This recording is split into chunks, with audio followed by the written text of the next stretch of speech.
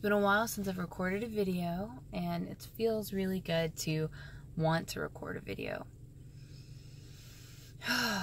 I've been going through a lot lately, and a lot of changes, a lot of growth has been happening for me. I really want to share some of my insights that I've been getting here lately because they've been golden nuggets of truth for me. I have been dealing with some physical problems that are quite painful, and I've been trying to find ways to help with it, and one of them has been spiritual enlightenment about what is causing what is the root cause of the pain. I'm also working with a therapist, and for other issues along with that, well, really not for that, but I have mentioned to my therapist about the pain, physical pain that I have, and it's been interesting because sometimes when I'm working with her, I have had changes in my physical body, like feeling different things in my physical body, like the pain going away, or feeling like something is just being lifted off of my chest, like physically, like I can breathe deeper. And it's pretty powerful. It shows how what she has explained to me is that our emotions get trapped in our body, and it literally can create pain. It can create health issues. She didn't say that aspect. That is something that I've been learning from other modalities of teaching. I also am in a 12-step program of recovery, and I'm about 2 years sober. And I have gone through so much change through it. One of the things that has been so big is healing traumas that I've had from my past and getting to the root causes of why I needed to mask my pain from myself, why I was unable to feel what I really needed to feel. For many, many years of my life, and I think probably all of my life, I have felt like I'm different from everyone else, that I don't belong. Not necessarily that people reject me, but literally like I feel like a fraud. Like I'm not like these other people. Let me pretend and like try to be like other people. And I don't always do this, but I have at times as a protection. I don't want people to know that I'm different. And then when I get tired of that, I would just sort of isolate myself and not want to be around anyone because I didn't feel like I belonged. I started out my life having expectations of what my life was going to be like and what my family would be like. And at some point, my interpersonal life exploded, like divorce, death, alcoholism in my family. Not me personally at the time yet. I was affected by it. And it changed everything. I didn't want to stop seeing myself the way that I saw myself pre all this shit happening. So I kept going, and it made me feel disconnected from people. I felt different. I didn't really tell people what I was going through. And the few people that I was close to, it was just like they're the only people in the world that get me. Whereas the reality is there was a ton of people who would have understood what I was going through. But I didn't share that for fear of destroying my own inner image of myself. I didn't want to accept what was happening. And I just thought airing my dirty laundry would just isolate me even more. I already felt isolated. I didn't want to make it worse. When I came into the program, one of the first things they taught me was how uniqueness would kill me. And that doesn't mean that I need to blend in with everyone else. What it is the concept that I'm unique. I am actually not very different from my fellow alcoholics and addicts. We think very similarly, and one of our key characteristics is that we believe we're different from everyone else, that we don't fit in somehow, that we don't belong. And I have definitely felt that way, again, all my life, even before everything exploded. I definitely felt, for some reason, like I was different. And so, you know, that is a key common factor among my fellow recovering people in the program. And I have to be able to know that I belong to be able to move forward with my life.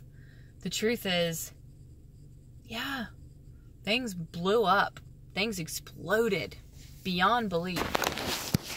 But that doesn't mean that things went wrong. That's just life. Life is crazy. Life can be really crazy. And everybody has their own different kind of crazy. I've never met someone who just has this like Pollyanna perfect life. Even really happy people, they've had stuff happen. Like, life is both understandable and not understandable. Things blow up and go crazy sometimes, and there's chaos and there's pain in life. There is pain in life. And part of my problem was not knowing how to handle pain. You know, an alcoholic's brain cannot process pain the same way other people can. And my whole thing was, I don't know how to deal with life on life's terms. I don't know how to process what I'm going through. So let me just cover it up. Let me find ways. And it wasn't always alcohol. Sometimes it was relationships. Sometimes it was fantasy-like mindsets. Believing that I was something other than what I was. Anything to get me out of the reality that I was in. But the reality would always be there waiting for me. I had to learn how to face life on life's terms. Acceptance has been a big thing for me. But the cool thing about all of this is my experiences, even the really painful ones, help other people. And it's been the same thing. Like, I have people in my life who I'm connected with now who've been where I've been frequently. And they are like, girl, I know how you feel. And here's what you can do. Here's what worked for me. And they get me. They get what it's like. And they are able to offer advice. Because they understand. And I mean, I'm able to do the same for other people. I have things to offer. Just not by me trying to be this inspirational person, just by me offering what has worked for me. It's not an ego boost. It's like, this is what I've done because I have a similar brain as you. We think similarly. This is what I did. This is what helped me. And that's a gift in my mind because it means even the hardest, worst things I've ever been through, if I'm connected with people, with life, it can be used for the benefit of all of us. I feel like I felt like I've had this existential dread of what if my life amounts to nothing? And I think that it's less that I'm afraid that my life amounts to nothing and more that I've been afraid that I could do something that would make me not belong. And the truth is I really can't at the end of the day. Like, that's what's so awesome about the program that I'm in is that there's no requirement for membership. And I sort of feel like that like there's no requirement for membership except for a desire to stop drinking. And because of that, it's all inclusive. It accepts all people. And I feel like that love is like that as well. And that love is literally the thread that holds humanity together on some level. Because at the end of the day, like, no matter what accomplishment I do or do not make, just by me existing, I belong here. You know? I may be ostracized from certain groups or certain people. I can certainly separate myself from people. My actions do have consequences. You know, I'm not saying any of that.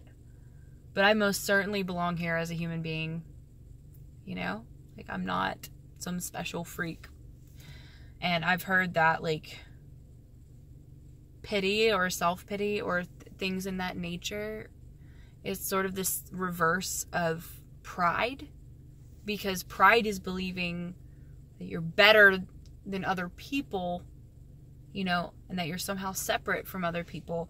And it's the same thing, that you're special on some level. And it's like, yes, everyone is special in the fact that there will never be another person exactly like me. But at the end of the day, we are much more similar than we are not, you know, as human beings. And we are all important, not one person being more important than the other. And also, who am I to be the judge and jury of someone? To be the one to sentence someone to some sort of misery of any kind. Because it could quickly be turned around on me. And I would hope that people would be compassionate towards me and understanding towards me. But it's like so cool to me just coming to these realizations. And honestly, it takes away that existential dread, because it's like, if I died today, I was here on the planet with my tribe of humans. And I really can't mess it up. I mean, everyone's done everything at this point. There's going to be someone that can relate to your story and might need to hear it. It's my choice what I do with that. But I believe something from an experience that I've had with someone that I really, really cared about. I stopped, they actually stopped talking to me for about a year. And we had been close my entire life. And we didn't really ever fight. We were always like really close. And then I went through this spiritual awakening and they stopped talking to me for a year. And during that time, like, I grieved heavily. And I didn't know when the pain was going to stop. Like, it just kept going and going. It was like a vacuum of pain. Yet, I was 110 million% certain that it did not affect the love that we held for each other. It was irrelevant what happened between us. It was irrelevant whether we ever talked to each other again. Because the truth is, like, one day we could die and be separated forever. Physical, mental, or emotional separation doesn't mean that I don't still love someone or they don't still love me.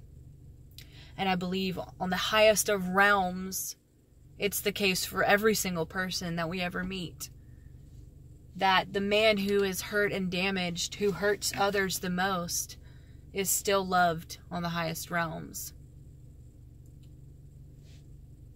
That doesn't take away from the human calamities that are going to happen, or pain, or the fact that we should stand up for ourselves, or the fact that we should fight against intolerance and all of those things that go along with the human experience. But that on the highest of levels, we are all brothers and sisters on this planet. And that we are loved. And that we do belong. And that is something that may take time. My brother's coming out of the house. He's seeing what I'm doing. That is something that may take time for me to fully grasp that concept. And I may never fully grasp that concept. But I've walked around my whole life with constant anxiety to the point where I don't really breathe very deeply. I mean, I always catch myself and I'm just, you know, like a tight fist, like just never really relaxed, never really comfortable in a situation ever. Like even if I'm at home by myself, like there's always this low level of anxiety in me.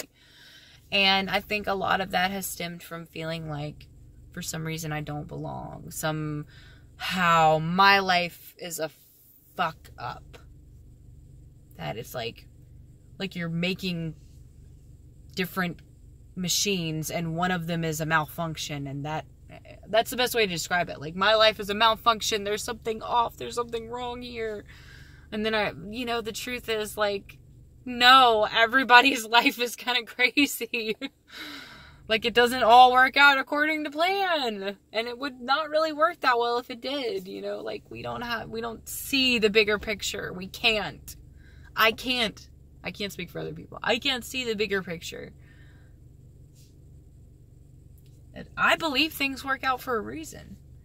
And not in the, like, victim blamey, like, denying people's pain kind of way.